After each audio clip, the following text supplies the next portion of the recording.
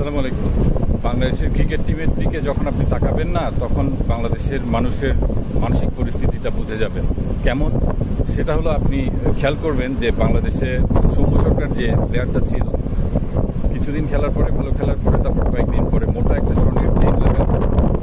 সেটা প্রথমে দেখা যায় 20-30 রান করার পরে চেইনটা ইন্ডিয়ার থেকে বাইরে শো অফে দিয়ে দিত। যে জিনিসটা এখন দেখা যাচ্ছে লিটন কুমার দাসের কাছে। তো এদের সমস্যা হলো এই যে শো অফের টেন্ডেন্সি। তুমি যেমন গত খেলায় লিটন কুমার দাস আপনার 20-25 রানের মতো করেই যখন চেইনটা বের করেছে, সাথে সাথে সে আউট হয়ে গেল। সমস্যাটা বুঝতে পারছেন যে তার কাজ ক্রিকেট খেলা, ভালোভাবে খেলা, ওখানে যখন সে শো অফ করতেছে, স্বর্ণের চেইন মোটা দেখাচ্ছে, এই যে জিনিসগুলো না, এগুলা মানসিকতার বহিঃপ্রকাশ। এটা সমগ্র বাংলাদেশ জুড়েই আপনার সেম অবস্থা।